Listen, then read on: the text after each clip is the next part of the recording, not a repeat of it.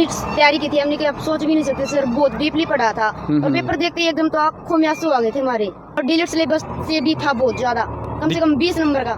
इतना डीप से दे रखा था और हमने इतनी तैयारी की थी। डिलीटेड सिलेबस में भी बहुत कुछ दे रखा था। या फिर तो बोर्ड को दोबारा से पेपर देना चाहिए या फिर ग्रेस मार्क्स देने चाहिए। हमने बहुत अच्छे से तैयारी की थी सर। प्लीज।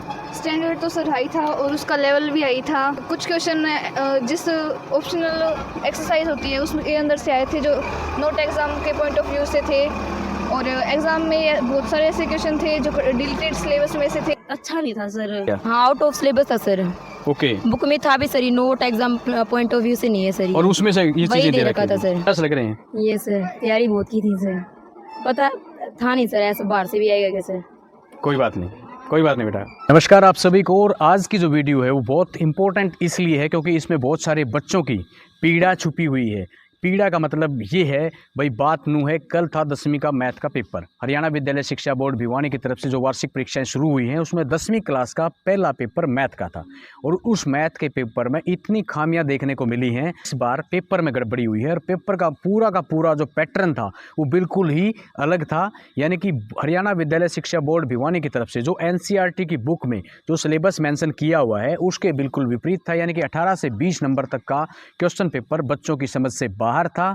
बच्चों का तो ये भी मानना है, और मेरे बहुत सारे मैथ के टीचर से बात हुई जो कई सालों से मैथ पढ़ा रहे हैं, और उनका तो ये भी कहना है कि जिस तरीके से कोरोना टाइम पीरियड में जो सिलेबस कट आउट किया गया था या जो डिलीट किया गया था उस सिलेबस के अंदर से भी इस पेपर में क्वेश्चन डाले हुए थे।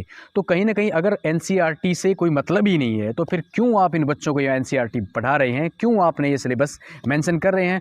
क्यों आप ये बार बार बोर्ड की वेबसाइट के ऊपर सैम्पल पेपर जारी कर रहे हैं? क्योंकि जिस प्रकार से सैम्पल पेपर डिज़ाइन किया गया था उस सैम्पल पेपर के हिसाब से पेपर बिल्कुल डिफरेंट था, और उसका खामियाजा पूरा का पूरा इन 10वीं क्लास के बच्चों को भुगतना पड़ा है। ये पूरे प्रदेश के बच्चों की बात है, क्योंकि ये काफ़ी हद तक जब मैथ के पेपर में अगर 15 से 20 नंबर का आउट ऑफ सिलेबस आता है या डिस्टर्बेंस किसी तरीके की आती है तो समझो उस बच्चे का पूरा पेपर गड़बड़ा जाएगा। इसमें सबसे ज़्यादा नुकसान उन बच्चों को हुआ जो पूरा साल मेहनत कर रहे थे, जिन्होंने 100% अपने तरीके से तैयारी की थी, लेकिन जब सिलेबस ही आउट ऑफ आएगा तो फिर बच्चे क्या करें? तो इसमें कहीं ना कहीं उन बच्चों का कसूर नहीं है, उन अभिभावकों का कसूर नहीं है, उन टीचर्स का भी कसूर नहीं है जिन्होंने प्रिपरेशन करवाई है।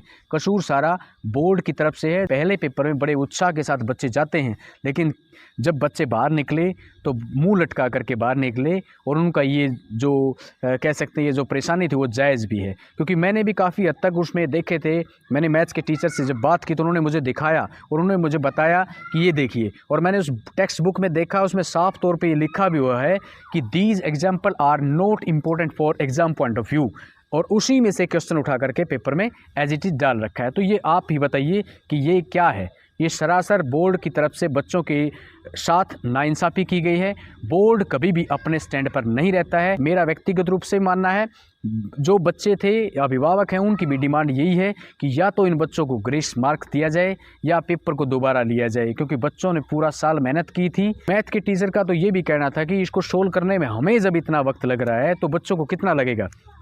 बच्चों का ये भी कहना था कि 1 नंबर का 2 नंबर का जो सवाल होता है, जो क्वेश्चंस दिया गया था पेपर में, उसमें भी उनको सोल्व करने में काफ़ी समय लग रहा है। क्योंकि बच्चा जब स्टेप टू स्टेप कर रहा था सोल्व कर रहा था प्रश्न को, तो उसमें काफ़ी वक्त उसको लग रहा था। तो ऐसे में किसी भी बच्चे का ये जो पूरा पेपर था ये नहीं हो पाया। तो भी इस वीडियो को देख रहा है, वीडियो को शेयर जरूर करें ताकि ये बात जो बोर्ड तक पहुँचे और इसमें काफ़ी हद तक शिक्षा बोर्ड जो है वो सुधार करे। पेपर था, ये माना जाता है और ये उत्साह भी था कि पहले पेपर में बच्चे जिस उत्साह के साथ जाते हैं, क्योंकि बहुत तैयारी वो करते हैं पूरा साल, जब पेपर में आउट ऑफ सिलेबस आ जाए, यानी कि कुछ क्वेश्चन ऐसे आए जिससे कि बच्चे चकरा गए, जो उत्साह उनके अंदर था, जैसे ही पेपर दे करके बाहर निकले तो उन्हें निराशा देखी गई। हमेशा ये बोर्ड का कोई ना कोई कारनामा जरूर रहता है जिसकी वजह से बच्चे परेशानी का सामना करना पड़ता है बच्चों को। तो ये एक स्टूडेंट है जो पेपर दे करके बाहर निकले थे। तो बेटा कैसा पेपर था 10वीं क्लास का? स्टैंडर्ड कैसा था पहले तो ये बताएं प्लीज़। स्टैंडर्ड तो सर हाई था और उसका लेवल भी हाई था। अच्छा। और कुछ क्वेश्चन जिस ऑप्शनल एक्सरसाइज होती है उसके अंदर से आए थे जो नोट एग्ज़ाम के पॉइंट ऑफ व्यू से थे। और एग्ज़ाम में बहुत सारे ऐसे क्वेश्चन थे जो डिलीटेड सिलेबस में से थे, जो एग्ज़ाम बोर्ड का सिलेबस डालता है सर उसके अंदर से नहीं थे। बोर्ड का सिलेबस और क्वेश्चन पेपर का सिलेबस बहुत अलग था। मतलब कितना टाइम लग रहा था? जैसे 1 नंबर का क्वेश्चन है, 2 नंबर का क्वेश्चन, उसे सोल्व करने में कितना वक्त लग रहा था आपको? सर ज़्यादा वक्त लग रहा था और इसीलिए एग्ज़ाम का रह भी गया है बच्चों का, क्योंकि टाइम बहुत ज़्यादा लगा था और टाइम मेंटेनेंस ही नहीं हो पाई थी। बिल्कुल, बहुत बढ़िया। प्रिपरेशन कैसे की थी भैया आपने? प्रिपरेशन तो अच्छी की थी सर। जी, लेकिन पेपर जब पहला आया मैथ का तो क्या ऐसा था, आउट ऑफ सिलेबस भी था क्या? हाँ, आउट ऑफ सिलेबस था सर। ओके। बुक में था भी sir, note exam point of view से नहीं है सर। और उसमें से ये चीजें दे रखा था सर। ओके, मतलब जो सिलेबस से कोरोना टाइम पीरियड में कम हुआ था, डिलीट Yes, किया sir. गया था, उससे भी क्वेश्चन आए हुए थे। हाँ, वो भी आई हुई थी सर। तो कितने नंबर का प्रभावित हुआ इससे? 15 से 20 नंबर सर। 15 से 20 नंबर के बीच में बहुत हो जाता है। मैथ के पेपर में 15 से 20 नंबर का अगर पेपर प्रभावित होता है तो ये बहुत बड़ी बात होती है। लग रहे हैं ये सर तैयारी बहुत की थी सर, पता था नहीं सर ऐसा बाहर से भी आएगा क्या सर। कोई बात नहीं बेटा। ओके, क्या सोच के गए थे भाई, पेपर कैसा होगा? पेपर तो सोच के गए थे सर बहुत अच्छा होगा सर, तैयारी भी बिल्कुल A1 थी सर। फिर वहाँ पे जाने के बाद सर जो 2 नंबर वाले क्वेश्चन थे ना सर, वो इतने लेंथी थे कि सर डेढ़ एक शीट तो मतलब आराम से भर रही थी जब हम सारे के सारे स्टेप कर रहे थे। और लेंथी होने के कारण सर क्वेश्चन जो आ रहे थे वो भी छूट गए सर। और कुछ सर बाहर से भी आए हुए थे सर, तो अच्छा नहीं था सर।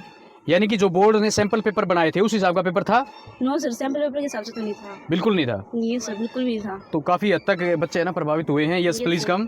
पेपर तो हम पेपर देने तो इसी सोच के गए थे कि पेपर बहुत अच्छा होगा। हमारी रिवीजन भी बहुत अच्छी थी, जी। हमने बहुत अच्छे से किया था और डीप से डीप क्वेश्चन भी पढ़े थे। फिर ऐसा पेपर देखकर तो हमें चेक करा ही गए थे कि ऐसा पेपर भी हो सकता है। बहुत हार्ड था और बहुत टाइम भी लग रहा था। जो क्वेश्चन आते थे 5-5 नंबर वाले थे वो तो रह भी गए, क्योंकि 2-2 नंबर वाले क्वेश्चन थे वे हमारे सिलेबस से आउट ऑफ सिलेबस थे और डीप भी था उनका सॉल्यूशन। बिल्कुल, बहुत बढ़िया बात आपने बताई बेटा। ये वाकई में परेशान करने वाली बात थी एक तरीके से ना। बोर्ड को क्या करना चाहिए? बोर्ड को चाहे पेपर को बदलना चाहिए या फिर दोबारा लेना चाहिए बच्चों को, चाहे उसके मार्क देने चाहिए। सही बात है, बहुत बढ़िया बात आपने कही। थैंक यू बेटा। पेपर इतनी तैयारी की थी हमने कि आप सोच भी नहीं सकते सर, बहुत डीपली पढ़ा था। और पेपर देखते ही एकदम तो आंखों में आंसू आ गए थे हमारे। गैस पेपर भी हमने सॉल्व किए, एग्जाम ट्यूटर भी सॉल्व किया, पूरी एनसीईआरटी रट ली थी मतलब एक तरफ। और इतना वो था पेपर जो मतलब सिलेबस में ही नहीं था वो चीजें पेपर हाँ में। ये सर जो एग्जामिनेशन की ओर से जो पॉइंट ऑफ व्यू नहीं होता ना, ऐसे क्वेश्चन थे जो डिलीट सिलेबस से भी था बहुत ज्यादा, कम से कम 20 नंबर का। सही बात है। क्या कहना चाहेंगे भाई, बोर्ड की तरफ से क्या ऐसे पेपर सेट किए जाए तो क्या अब आपके साथ क्या होना चाहिए? या तो फिर बोर्ड को दोबारा पेपर लेने चाहिए या फिर पेपर रद्द करना चाहिए, और या फिर उसके ग्रेस मार्क देने चाहिए? हाँ देने चाहिए, ग्रेस मार्क है ना। यस देने। इतना डीप से दे रखा था और हमने इतनी तैयारी की थी। रिलेटेड सिलेबस में भी बहुत कुछ दे रखा था 20 नंबर का। 20 नंबर के आसपास। Yes sir. यानी कि भी जो हरियाणा विद्यालय शिक्षा बोर्ड भिवानी ने जो पैटर्न बनाया था उसके अकॉर्डिंग पेपर में काफी हद तक खामियां थी, यस सर। है ना? Yes sir. क्या कहना चाहेंगे बेटा? या फिर तो बोर्ड को दोबारा से पेपर लेना चाहिए या फिर ग्रेस मार्क्स देने चाहिए। ठीक बात है, क्योंकि इसका खामियाजा भुगतना पड़ा है आपको, है ना? यस सर, हमने बहुत अच्छे से तैयारी की थी सर। अगर आपके सिलेबस में से पेपर आता तो कैसा होता? बहुत अच्छा होता है सर। चलो कोई बात नहीं, ठीक है बेटा।